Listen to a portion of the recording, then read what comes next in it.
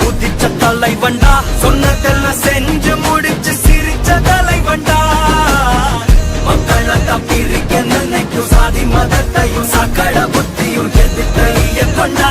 ஊருக்குள்ள நீதிய தன்னை விதைச்சைய கொண்டா.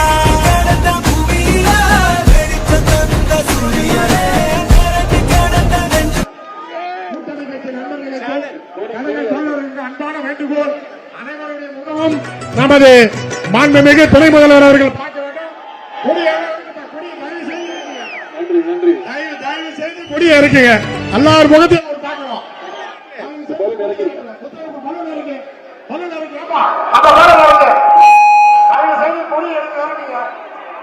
தொகுதி மக்கள் முழுவதும் வந்திருக்காங்க, எல்லாரையும் பார்க்கணும். நன்றி. போல ஒரு சிறப்பான அன்பான வரவேற்பு அளித்திருக்கக்கூடிய அத்தனை பேருக்கும் முதல்ல என்னுடைய நன்றியை நான் தெரிவிச்சுக்கிறேன்.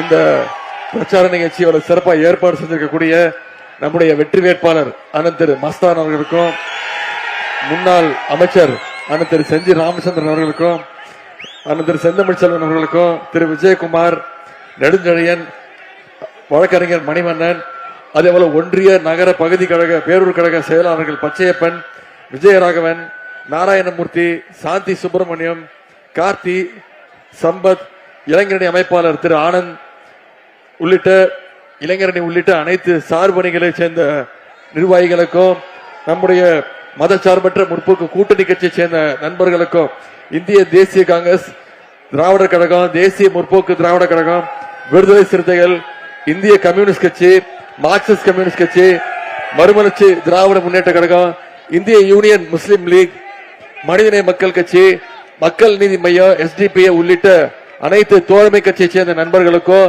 இங்க பெருமளவு வந்திருக்கக்கூடிய தாய்மார்கள் அத்தனை பேருக்கும், அக்காக்களுக்கும், தங்கைகளுக்கும், பாட்டிகளுக்கும், அத்தனை பேருக்கும், முத்தமிழர் கலைஞருடைய உயிரினும் மேலான அன்பு உடன்பிறப்புகள் உங்க அத்தனை பேருக்கும் முதல்ல என்னுடைய நன்றியை நான் தெரிவிச்சுக்கிறேன். இன்னைக்கு இங்க செஞ்சி தகுதியில போட்டி போடுறதுக்கு நம்முடைய தலைவர் அவர்கள் ஒரு நல்ல வேட்பாளர், வெற்றி வேட்பாளரை உங்க இடத்துல ஒப்படைச்சிருக்கிறாங்க. யாரு? அண்ணன் மஸ்தான் அவர்கள் உங்க இடத்துல ஒப்படைச்சிருக்கிறாங்க.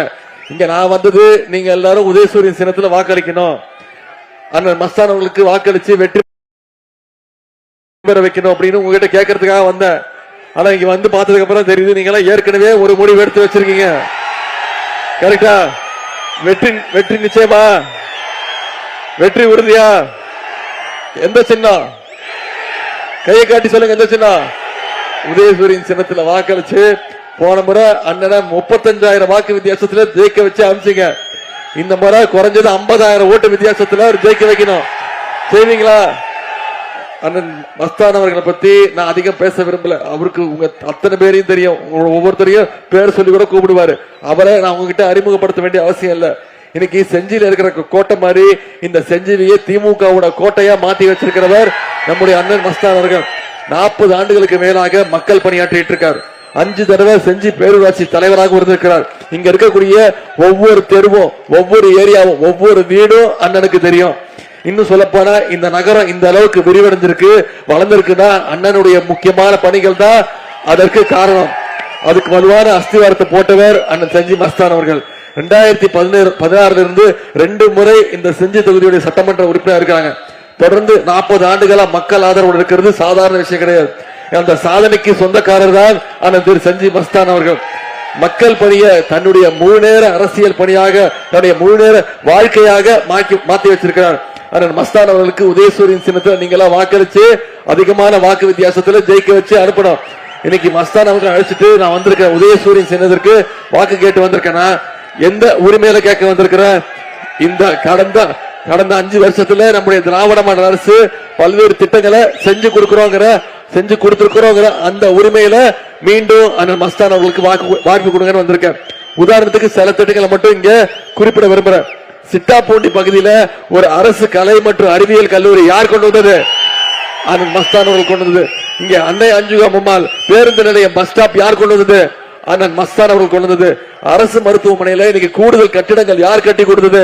உங்களுடைய அமைச்சர் அண்ணன் மஸ்தான் அவர்கள். அவலூர்பேட்டையில் ஊராட்சியில இன்னைக்கு ஒரு மினி ஸ்டேடியம், ஒழுங்குமுறை விற்பனை கூடத்துல 1000 மெட்ரிக் டன் சேமிப்பு கிடங்கு அமைக்கப்பட்டிருக்கு. ஒன்றிய அலுவலகத்துக்கு ஒரு புதிய கட்டிடம், வளத்தி ஊராட்சியில புதிதாக சார் பதிவாளர் அலுவலகம், இந்த பேரூராட்சியில் அமைந்துள்ள ஏரி சீரமைக்கப்பட்டு இன்னைக்கு நடைபாதை பயிற்சி அமைக்கிறதுக்கு அந்த பூங்கா அமைக்க இருக்கிறோம். சங்கராபரணி ஆற்றின் குறுக்கே ஒரு தடுப்பணை மேல் கலவாய் ஊராட்சிக்கு செல்லக்கூடிய வகையில ஒரு உயர்மட்ட மேம்பாலம் கட்டப்பட்டிருக்கு. இப்படி அத்தனை திட்டங்களையும் ஒவ்வொன்றத்தையும் பார்த்து செஞ்சுதான் நம்முடைய பார்த்து இந்த தொகுதிக்கு செஞ்சதுக்கு அப்புறம் தான் மீண்டும் எனக்கு ஒரு வாய்ப்பு கொடுங்கன்னு அண்ணன் மஸ்தான் அவர்களை இங்க கேட்டு வந்திருக்கிறோம். உதயசூரியன் சின்னதுக்கு வாய்ப்பு கேட்டு வந்திருக்கிறோம். இந்த தொகுதிக்கு மட்டும் இவ்வளவு திட்டங்களை செஞ்சிருக்கிறோம். ஒட்டுமொத்த தமிழ்நாட்டுக்கு என்னென்ன திட்டங்கள் செஞ்சிருக்கோம் கடந்த 5 வருஷத்துல யோசிச்சு பாருங்க. ஆட்சி பொறுப்பேற்றோன்னு நம்ம முதலமைச்சர் போட்ட முதல் கையெழுத்து தேர்தல் வாக்குறுதியில சொன்ன வாக்குறுதி மகளிருக்கு கட்டணமில்லா பேருந்து திட்டத்தை அறிமுகப்படுத்தணுமா இல்லையா? இன்னைக்கு ஒவ்வொரு மகளிரும் மாசம் 900 ரூபாயில இருந்து 1000 ரூபாய் வரைக்கும் சேமிக்கிறாங்க.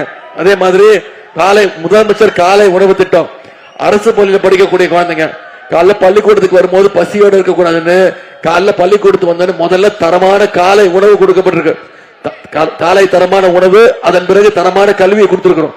அதுவே அரசு பள்ளியில படிச்சு உயர்கல்வி சேரக்கூடிய மாணவர்கள் கல்லூரி மாணவிகளுக்கு மாசம் 1000 ரூபாய் ஊக்கத்தொகை, கல்வி ஊக்கத்தொகை நம்முடைய முதலமைச்சர் கொடுத்திருக்கிறார். 14 லட்சம் மாணவ மாணவிகள் இதில் பயன்பட்டு இருக்கிறாங்க. இப்ப சமீபத்தில் 10 லட்சம் கல்லூரி மாணவ மாணவிகளுக்கு இலவச லேப்டாப் திட்டத்தையும் அறிவிச்சு ஒரே மாசத்துல நம்முடைய முதலமைச்சர் அவர்கள் கொடுத்திருக்காங்க. இப்படி பல்வேறு திட்டங்களை செயல்படுத்திருக்கிறோம்.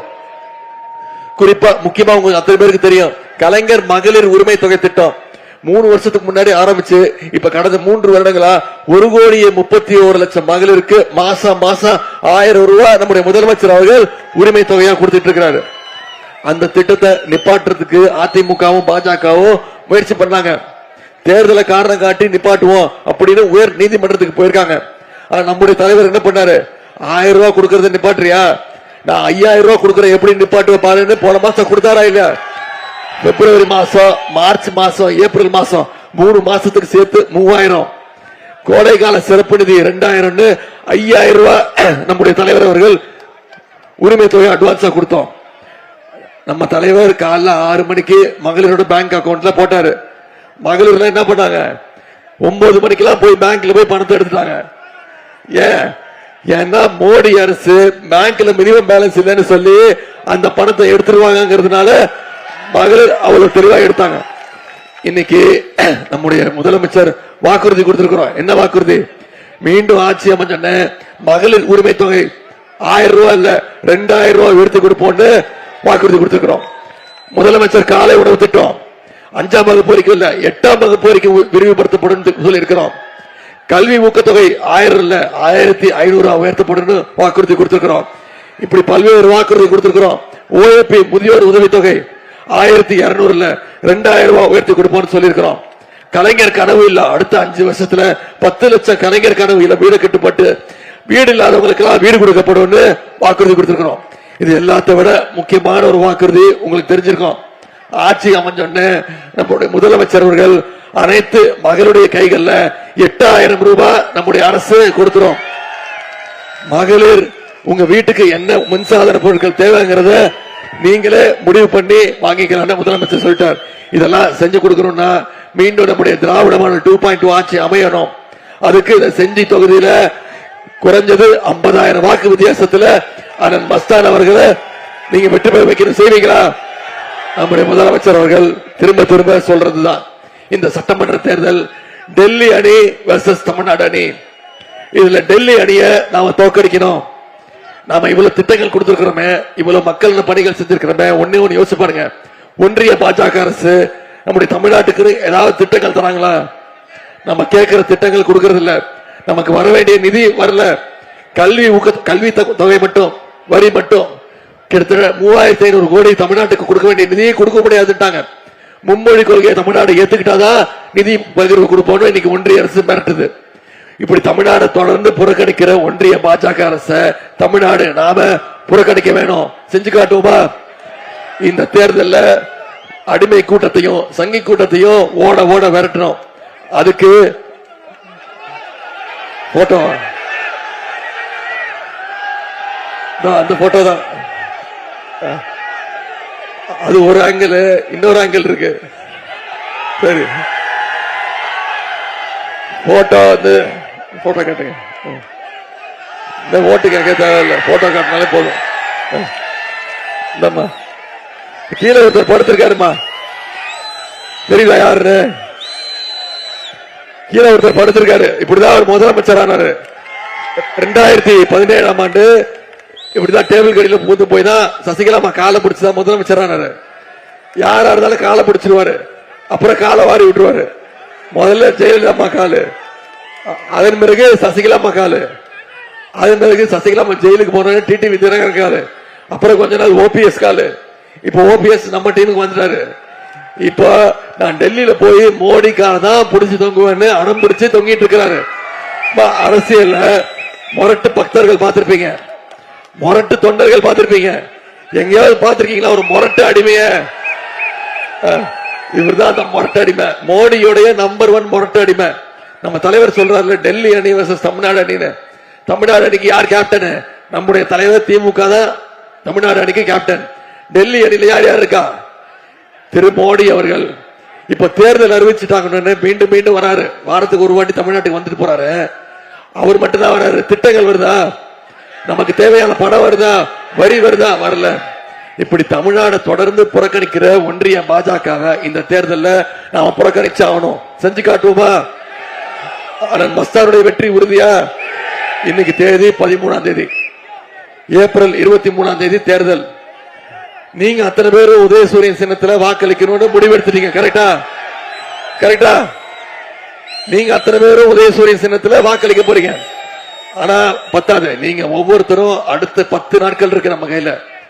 அடுத்த 10 நாட்கள் மக்களை சந்திச்சு, ஒவ்வொரு வாக்காளரை சந்திச்சு, ஒவ்வொருத்தர் வீட்டுக்கு போய் ஏன் உதயசூரியன் சின்னத்துல வாக்களிக்கணும், நம்ம இந்த திராவிட மாடல் அரசு என்னென்ன திட்டங்கள் கொண்டு வந்திருக்கு, மீண்டும் ஆட்சிக்கு வந்தா என்னென்ன திட்டங்கள் செய்வோம்.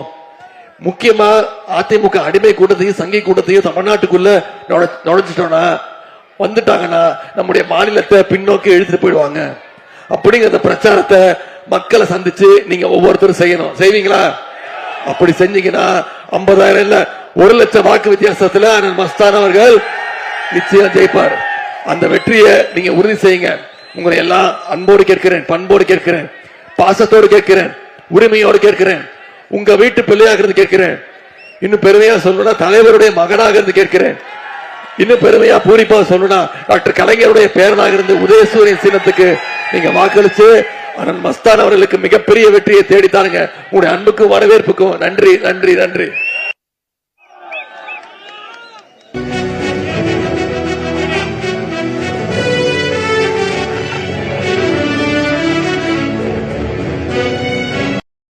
வெல்லும்